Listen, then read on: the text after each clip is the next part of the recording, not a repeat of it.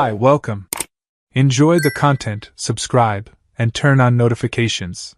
Liam Foster never imagined his life would turn into a silent nightmare. At 39, a successful financial consultant in Charlotte, North Carolina, he'd built a solid career analyzing risks and making calculated decisions. His personal life had always been equally balanced, especially after marrying Gabriella, 35, a former brilliant marketing analyst who'd decided to leave her corporate job to focus on personal wellness.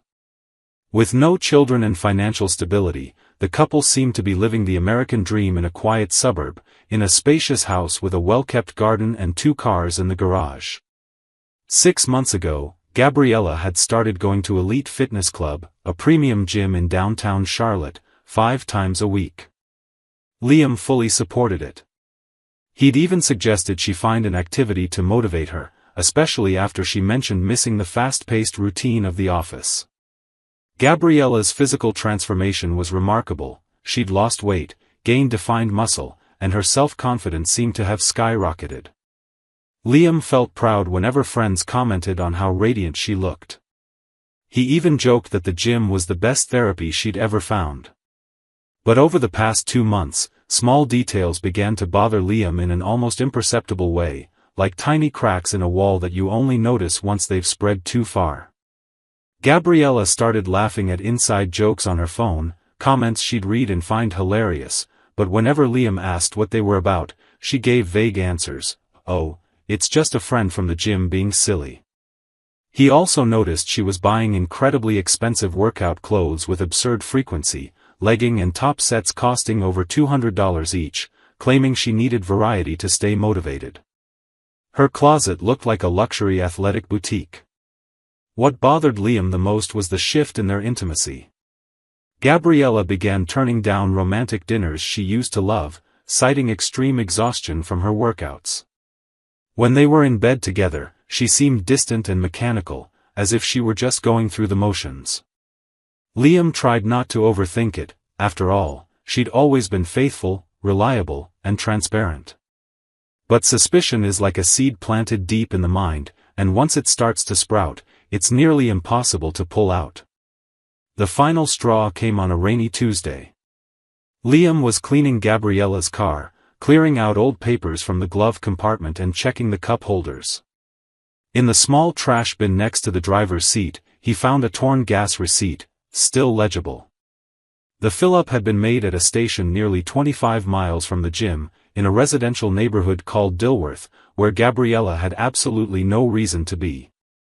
The receipt was dated a recent Friday, the same day she'd said she'd stayed late at the gym for a special spinning class. Liam held the receipt for long minutes, sitting in the driver's seat, listening to the sound of rain hitting the car roof. His heart raced, but his financial analyst mind kicked into gear.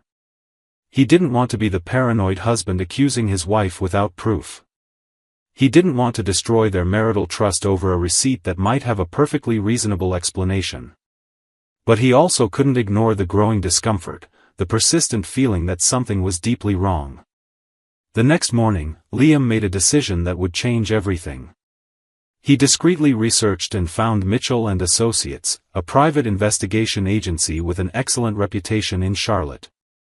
He called from his office, explained the situation clearly and without drama. The investigator, a middle-aged man named Tom Mitchell, listened carefully and proposed a discreet 2-week surveillance plan, monitoring Gabriella's movements especially on the days she went to the gym. The cost was high, but Liam didn't hesitate. He needed certainty, one way or another. The following 2 weeks were the longest of Liam's life. He kept up his normal routine, working remotely from home 3 days a week, in-person meetings the other 2, dinners with Gabriella where he forced smiles and casual conversation while she checked her phone with alarming frequency. Every Friday was especially torturous because he knew the detective was out there, following her, documenting her every move. Liam tried not to dwell on what might be uncovered, but at night, alone in his office while Gabriella slept, he couldn't stop his mind from spinning worst-case scenarios. On the 14th day, a gray Monday in March, the email arrived. Subject, Final Report, Foster Case. Liam was home alone, Gabriella had gone to the gym. He locked the office door, sat in the brown leather chair he'd received for his birthday, and opened the attached PDF file. The first few pages were descriptive text, time logs, documented routes. Gabriella did indeed go to the gym 5 times a week, that part was true. She arrived around 10 in the morning and trained for an hour or an hour and a half on 4 days of the week. But every Friday, the pattern changed drastically. Liam scrolled down the page and felt his stomach tighten when he saw the photos. High-resolution images showed Gabriella leaving the gym parking lot at 10:15, driving for 15 minutes to the Dilworth neighborhood, the same neighborhood from the gas receipt. She parked in front of a 2-story house with a gray facade and a closed garage. In the following photos, the garage opened, Gabriella drove in, and the garage closed again. The report noted she remained inside the house for 3 to 4 hours, always leaving between 1:30 and 2 p.m. The investigator had identified the resident, Ryder Sullivan, 31, a sports physical therapist who worked at Elite Fitness Club. On Ryder's social media accounts, which the detective had discreetly accessed, there were photos of him at the gym interacting with clients, always with a charismatic smile and tight t-shirts highlighting his defined muscles. The report even included screenshots of public Instagram comments exchanged between Gabriella and Ryder, seemingly innocent but with a familiarity that crossed professional boundaries. The final photo in the report was devastating. Gabriella walking out the front door of Ryder's house last Friday, her hair loose and damp as if she'd just showered, a relaxed smile on her face as she adjusted her bag on her shoulder and glanced back to wave at someone in the doorway. The next image showed Ryder briefly appearing, shirtless, waving back before closing the door.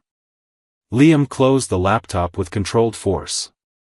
His hands trembled slightly, but his mind was already in strategic mode.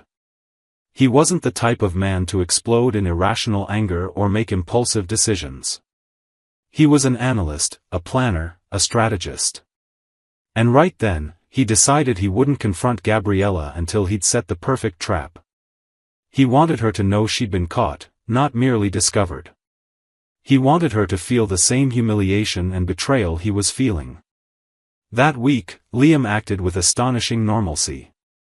He chatted with Gabriella about trivial matters, asked about her workouts, feigned interest when she mentioned new stretching techniques she was learning. Inside, every word from her felt like chewing glass. On Thursday night, as they ate grilled salmon he'd prepared, Gabriella casually mentioned that the following Friday she'd be staying a bit longer at the gym because she had a physical assessment scheduled. Liam simply nodded and smiled. "No problem, honey. You deserve to take care of your health." Friday dawned clear and pleasant. Gabriella woke up cheerful, made her usual protein shake, put on a new royal blue workout set that had cost $180, and left at 9:40 a.m., as always. Liam waited 15 minutes, then grabbed his car keys, put on a cap and sunglasses, and followed the exact route the detective had documented. He knew exactly where she was headed. At 10:20 a.m., Liam parked his silver BMW 3 houses down from Ryder Sullivan's residence. He saw Gabriella's car in the driveway, the garage already closed. He picked up his phone, took a deep breath to steady his voice, and dialed her number. It rang 3 times before she answered, sounding slightly out of breath. "Hey, babe, everything okay?" Gabriella sounded surprised but trying to sound casual. Liam kept his tone calm, almost cheerful. "Hi, sweetheart. Look, I finished my meetings early and thought I'd pick you up from the gym today. We could grab lunch together, it's been a while." There was a brief but noticeable pause. "Oh, really? That's nice, but I'll still be a while, you know. The physical assessment takes some time." "No problem." Liam glanced at the gray house in front of him. "I'm already waiting outside. Take your time, no rush. I'll stay in the car catching up on emails." The silence on the other end was longer this time. Liam could almost hear her panicked thoughts racing. You're at the gym right now?" "Yes, parked right out front. Just got here. He made a calculated pause. Why are you surprised? I told you I was coming to get you. I thought you had work all day. Gabriella's voice was getting higher, more nervous. You know the assessment could take another hour, right? No problem, Gabriella. I'm right here waiting. Finish your assessment at your own pace. Liam added a tone of fake concern. Are you okay? You sound a little out of breath. I'm fine, it's just the workout. Look, let me call you back when I'm done, okay? No need. Liam's voice was now steel-wrapped in velvet. I'll wait. I'm literally right here at the door. When you come out, I'll see you. Liam, He hung up. Liam watched carefully through his car window. 4 minutes passed before the front door opened. Gabriella walked out quickly, adjusting her top over her leggings and clutching her bag nervously. She stopped on the sidewalk, took a deep breath, and looked around as if trying to figure out where Liam was, probably expecting him to be in front of the gym, not here. Liam calmly got out of his car and started walking toward her. When Gabriella turned and finally saw him just 5 feet away, on the very street she just exited, all the color seemed to drain from her face. She froze mid-sidewalk, eyes wide, mouth agape in pure shock. Liam? Her voice came out as a choked whisper. He kept walking until he stood just a few steps from her, holding in his right hand the manila envelope containing the detective's complete report. You seem surprised to see me here, Gabriella. But I told you I was waiting for you. I just didn't specify exactly where. I can explain, Can you? Liam cut in with sharp calm. Then please explain what you were doing coming out of this guy's house. He pointed with the envelope toward the house behind her. Because I'm genuinely curious to hear what kind of physical assessment you do inside a physical therapist's private home every Friday for 3 or 4 hours straight. At that moment, the front door opened again and Ryder Sullivan appeared, shirtless, wearing only gray sweatpants. His face showed confusion at the scene unfolding on the sidewalk. Gabby? What's going on? Liam slowly turned to face him, a bitter smile playing on his lips. Gabby? Oh, so you guys have cute nicknames. How sweet. He took a few steps toward Ryder, who instinctively stepped back. You're Ryder, right? The physical therapist? Must be really good at what you do, considering my wife needs 3-hour sessions every week. Ryder raised his hands defensively. Dude, listen, I didn't know. Didn't know she was married? Liam let out a short, humorless laugh. Funny, because she wears a wedding ring. Or at least she did when she left the house. He glanced at Gabriella's left hand and noticed the ring wasn't there. Ah, I see, you take it off before coming in. How thoughtful. Gabriella finally found her voice, though it shook. Liam, please, let's go home and talk. This isn't what you think. He turned to her with an expression mixing contempt and what looked like genuine disappointment. It's not what I think. Gabriella, I have 2 weeks of professional surveillance documenting your every move. He opened the envelope and pulled out a few photos, holding them out to her. You entering here every Friday. You leaving hours later. Messages between you two. Gas receipts from this neighborhood where you have no reason to be. Gabriella's hands trembled as she looked at the photos. Tears began streaming down her face. You hired a detective? Of course I did. Liam put the photos back. Because unlike you, I need facts before making important decisions. And now I have all the facts I need. He stepped closer, lowering his voice but keeping it sharp. You had 6 months to tell me if you were unhappy. You had 1,000 chances to be honest, to end things with dignity. But you chose to lie, to deceive, to use the gym as an excuse while coming here to sleep with a guy 8 years younger. It wasn't like that, Liam. He made me feel. Save it. He cut her off firmly. I don't want to hear about your feelings or how special he made you feel. I don't care. What I care about is that you broke our vows, threw away 8 years of marriage, and had the audacity to keep sleeping in my house, eating at my table, using my money to buy expensive lingerie and clothes to impress your lover. Ryder, still in the doorway, tried to intervene. Man, look, I'm sorry. I didn't mean to cause trouble in anyone's marriage. If I'd known. Liam interrupted without even looking at him. You're irrelevant in this story, Ryder. You're just the fool she used to destroy her own marriage. And when things get tough for her, you'll be the first to disappear, count on it. Gabriella was sobbing now, trying to approach Liam. Please, we can work this out. I made a terrible mistake, I know, but I still love you. We can do couples therapy, we can. No, the word came out like a gunshot. Liam stepped back as she reached for his arm. There's no fixing this. No therapy. There's you signing the divorce papers my lawyer's been preparing since yesterday. He took a deep breath, regaining composure. By the way, you'll find out this morning that all our joint accounts have been frozen. I'll transfer just enough for you to get by for a few months while the process runs, but the unlimited credit card is over. The $200 workout sets are over. Gabriella's face was red and wet with tears. You can't do this. Half of everything is mine. Half of everything we built together during our marriage, yes.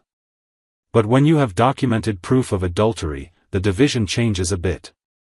Liam started walking back to his car. And considering you haven't worked in 3 years, we don't have kids, and I can prove you used marital assets to fund an affair, my lawyers are very confident about how this will turn out. Gabriella ran after him. Liam, wait. Please, don't do this. I messed up, I was stupid, but don't throw away everything we built. He stopped and turned one last time, and for the first time his voice carried genuine emotion, pain beneath the controlled anger. I didn't throw it away, Gabriella. You did. Every Friday for months. You threw our trust in the trash every time you parked in that garage. You destroyed our marriage every time you lied about where you were. He pointed to Ryder's house. So don't come pretending now that I'm the one destroying something. I'm just acknowledging you already destroyed everything a long time ago. He got in the car, started the engine, and drove off without looking in the rearview mirror. Gabriella stood frozen on the sidewalk, shattered, while Ryder watched from the doorway, clearly uncomfortable with the whole situation. The divorce process was brutal and quick. With no children complicating custody, irrefutable proof of adultery, and Gabriella unemployed with no income of her own, Liam's lawyers built a solid case. Gabriella tried to negotiate, asked for alimony, claimed she'd contributed emotionally to the marital estate. But North Carolina law isn't particularly generous to proven adulterers when there are no dependents involved. 3 months later, Gabriella signed the final papers. She received a lump sum equal to about 20% of the assets accumulated during the marriage, enough to rent a small apartment and get by for a year if she was frugal. Liam kept the house, the better car, the substantial savings, and the peace of mind that came from knowing he'd handled everything properly. As for Ryder, his situation wasn't comfortable either.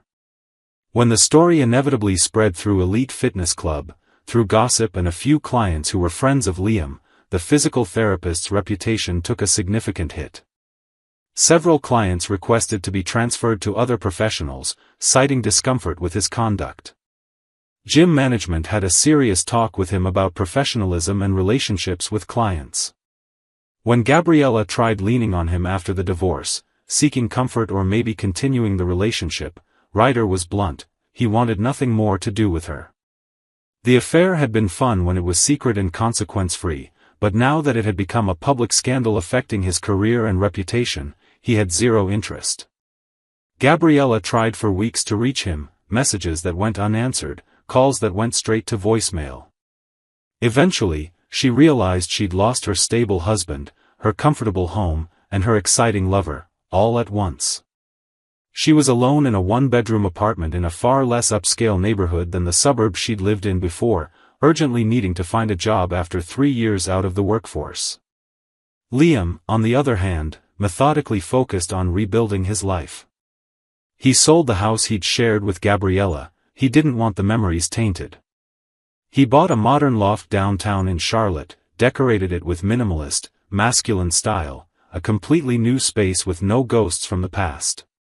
He returned to the gym, not elite fitness, where it all started, but a more hardcore CrossFit box where there was no time for drama, just intense workouts that helped him process his lingering anger.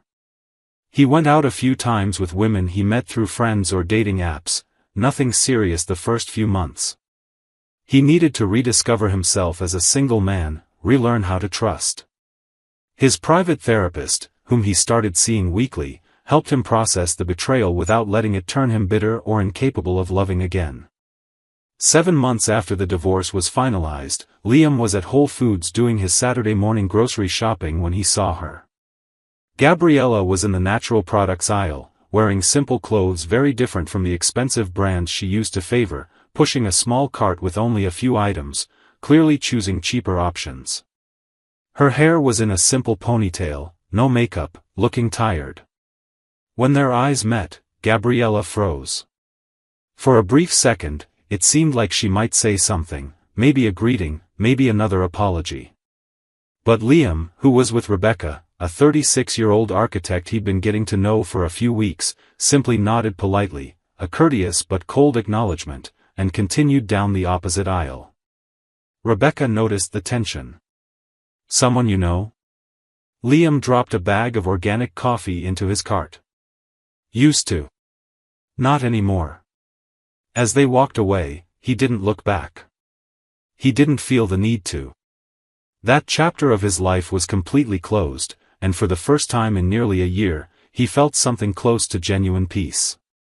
Gabriella might or might not rebuild her life eventually, but that was no longer his problem. He'd made his choices, she'd made hers. Now they both lived with the consequences. Outside the store, under the bright North Carolina sun, Liam and Rebecca loaded their groceries into the trunk. She made a funny comment about the absurd number of coffee brands inside, and he laughed, a genuine laugh he hadn't been able to manage in months. As they drove back to his loft, Liam realized he wasn't just surviving anymore. He was truly starting to live again, and this time, with his eyes wide open about who deserved to be by his side. Thank you for watching the video. If you enjoyed it, don't forget to subscribe to the channel and turn on notifications so you won't miss any updates. See you next time.